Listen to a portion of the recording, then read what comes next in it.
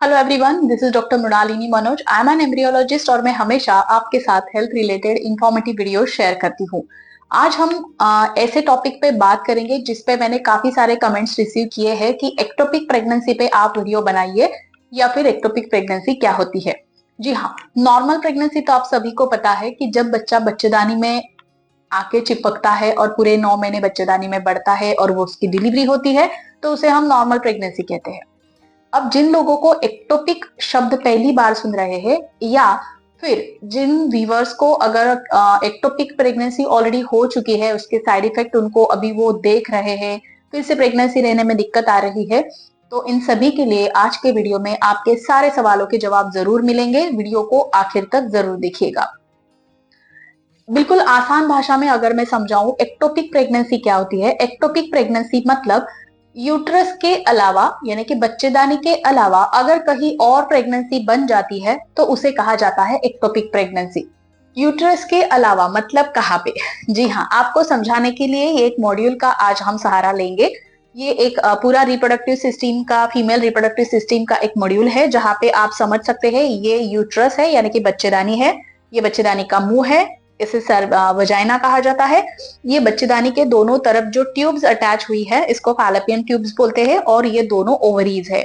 अब आप कंफ्यूज मत होइएगा, ये पूरा जब बाहर से देखते हैं तो ओवरीज ऐसे दिखती है एंड फैलोपियन ट्यूब्स ऐसे दिखते हैं, लेकिन इस पूरे पोर्शन को कट लगाया गया है यानी कि आप अंदर कैसे होता है ऐसे सिचुएशन कि बच्चेदानी में कैविटी कैसे होती है, बच्चेदानी का मुंह कैसे दिखता है या फिर ट्यूब्स किस तरीके से अंदर से ओपन होती है, यहाँ पे ओवरी को कट लगाया गया है, अंदर ओवरी में फॉलिकल्स कैसे डेवलप होते हैं, ये सब एक पिक्चराइज फॉर्मेट में आपको दिखाने के लिए इस मॉड्यूल को ये वाले सेक्शन में कट लगाया गया है और ये वाला सेक्शन पूरा तरीके से पैक है। तो जब आपकी प्रेगनेंसी इस कैविटी में ना होते हुए कहीं और जब हो जाती है तो उसे एक्टोपिक प्रेगनेंसी कहती है। कहीं और मतलब कहाँ कहाँ हो सकती है प्रेगनेंसी? ये जो सर्विक्स पार्ट है, जी हाँ, यूट्रस का सर्विक्स पार्ट में अगर प्रेगनेंसी रुक जाती है, बच्चेदानी के मुंह में अगर प्रेगनेंसी रुक जाती है तो उसे एक्टोपिक प्रेगनेंसी कहा जाएगा।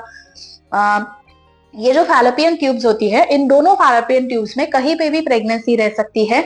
मोस्ट प्रोबेबली ये जो एम्प्यूला पार्ट होता है ट्यूब का, वहां पे प्रेगनेंसी बहुत ज्यादा देखने को मिलती है। That is called as a tubal ectopic pregnancy. ये जो होता है ओवरी, इसमें भी आपकी प्रेगनेंसी रह सकती है बाय मिस्टेक, तो उसे ओवेरियन एक्टोपिक प्रेगनेंसी कहा जाएगा।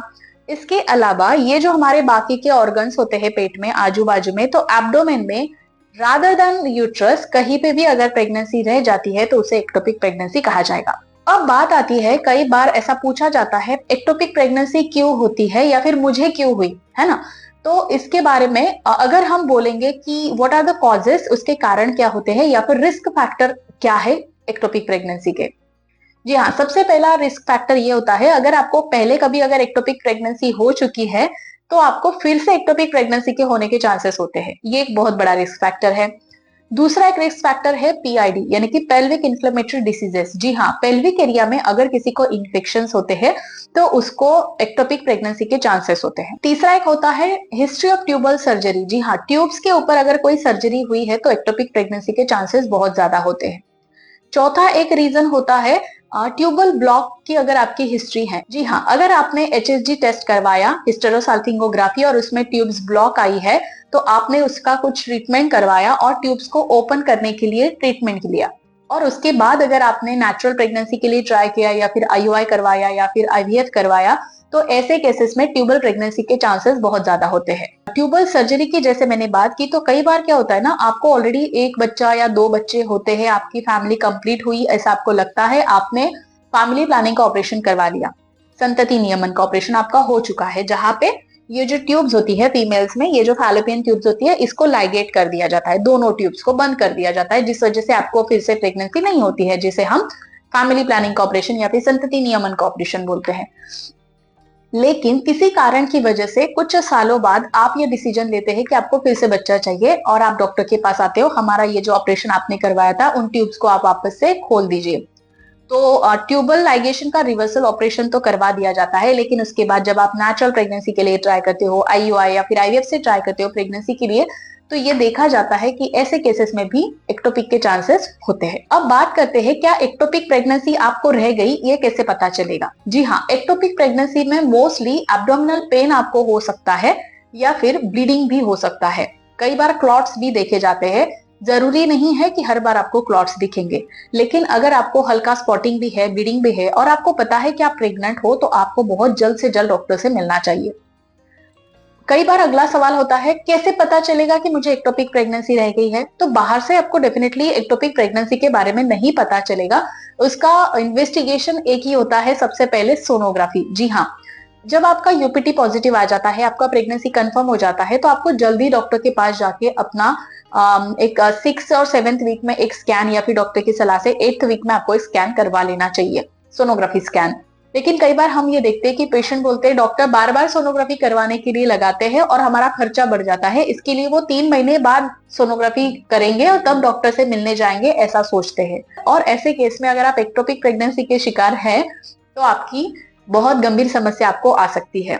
अब बात करते हैं कि इस एक्टोपिक प्रेगनेंसी का ट्रीटमेंट क्या है। तो मेडिसिनल ट्रीटमेंट भी अवेलेबल होता है और सर्जिकल ट्रीटमेंट भी अवेलेबल होता है। मेडिसिनल ट्रीटमेंट की अगर मैं बात करूं तो एक ड्रग होता है मीथोट्रिक्सेट। जी हाँ, ये कैंसर कीमोथेरेपी में यूज किया जाता है। लेकिन अगर आप डॉक्टर की सलाह से सोनोग्राफी करवाने के बाद वहां पे आपको पता चलता है कि बच्चे का जीसैक कितना साइज है, मदर की आपकी ब्लड टेस्ट करवाने के बाद बीटा एचसीजी लेवल क्या है, ये सारे क्राइटेरिया देखने के बाद पता चलता है कि क्या वो ड्रग इस्तेमाल करके, क्या वो इंजेक्शन इस्तेमाल करके आप उस बढ़ती हुई प्रेगनेंसी को रोक सकते हैं। अगर रोका जा सकता है तो डेफिनेटली ये इंजेक्शन यूज किए जाते हैं और एक्टोपिक प्रेगनेंसी को बढ़ने से रोका जाता है। लेकिन अगर इन रिपोर्ट्स के आधार पर यह पता चले कि एक्टोपिक प्रेगनेंसी का साइज बढ़ चुका है और वो मेडिसिनल इंजेक्शंस का यूज करके उसको रोका नहीं जा सकता, तो surgical removal is the only treatment part वहां पे रह जाता है। लेकिन हम ये देखते हैं बहुत बार एक्टोपिक प्रेगनेंसी के पेशेंट्स विद दिस प्रेजेंटेशन आप हॉस्पिटल में पहुंचते हो कि बहुत ज्यादा पेट दर्द हो रहा है, बिल्कुल मतलब सहन नहीं हो रहा है, इतना पेट दर्द होता है। और जब ऐसे केसेस में सोनोग्राफी की जाती है तो पता चलता है कि there is a ruptured ectopic pregnancy. जी हाँ, होता क्या है कि जब ये ट्यूबल प्रेगनेंसी होती है तो मोस्टली उस ट्यूब में आप देख सकते हो कि बहुत ज्यादा पतली सी लाइनिंग होती है बीच में।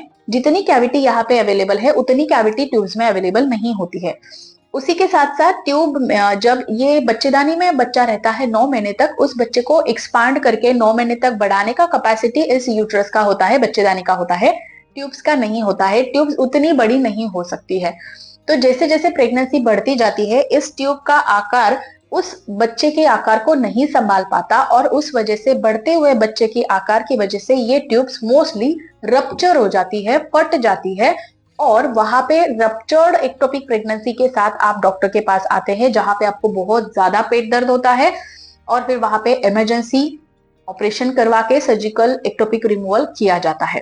अब सबसे इंपॉर्टेंट बात ध्यान से सुनिएगा, जो बहुत रिस्क फैक्टर मैं आपको यहाँ पे बताने जा रही हूँ। जी हाँ, अगर कोई है जो अनवांटेड प्रेगनेंसी से बचना चाहता है, जी हाँ, जैसे आपको प्रेगनेंसी रह गई लेकिन आपको वो बच्चा नहीं चाहिए और आप ढूंढ रहे हो उसका ट्रीटमेंट कि आपको कोई अबॉर्शन किट मिल जाए या फिर एमटीपी किट मिल जाए, यानी कि दवाइयां लेके आप उस बच्चे को गिरा दे।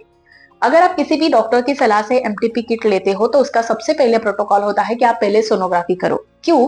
क्योंकि उस सोनोग्राफी में पता चलता है कि जो भी बच्चा है जो एमटीपी किट से या अबॉर्शन किट से आप गिरवाना चाहते हो वो बच्चा इस यूट्राइन कैविटी में है क्या।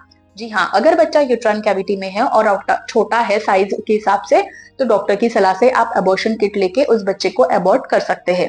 लेकिन अगर बच्चा एक्टोपिक है यानी कि यूट्राइन कैविटी में नहीं है तो ऐसे केस में आपको अबॉर्शन किट नहीं लेनी होती है। जी हाँ, एक्टोपिक प्रेगनेंसी अगर है तो अबॉर्शन किट नहीं लेनी होती है। इसीलिए अगर आपको किसी भी तरीके का अबॉर्शन किट लेना है तो वो डॉक्टर की सलाह के बिना नहीं लेना चाहिए। अगर एक्टोपिक बाय चांस होता है और उस चीज को आप सोनोग्राफी में कंफर्म नहीं करते हो और एमटीपी किट ले लेते हो तो ये चीज बहुत गंभीर आपके लिए हो सकती है। तो इट्स अ रिक्वेस्ट कि आप कभी भी कोई भी अबॉर्शन किट डायरेक्टली मेडिकल से मंगवा के या कहीं और से अरेंज करके विदाउट डॉक्टर की सलाह के आपको नहीं लेना चाहिए। आशा है एक्टोपिक प्रेगनेंसी के बारे में सारे सवालों के जवाब आपको मिल गए होंगे। अगर और भी कोई सवाल आपके दिमाग में है एक्टोपिक प्रेगनेंसी से जुड़ा या फिर किसी और विषय से जुड़ा हुआ सवाल है तो आप हमें कमेंट सेक्शन में जरूर पूछ सकते हैं। तो चलिए मिलते हैं हमारे अगले वीडियो में एक नए कमेंट के साथ, एक नई इंफॉर्मेशन के साथ। तब तक के लिए अपना ख्याल रखिए, स्वस्थ रहिए और हमेशा हमारे साथ जुड़े रहिए, बिकॉज हेल्थ इज हियर। नमस्कार।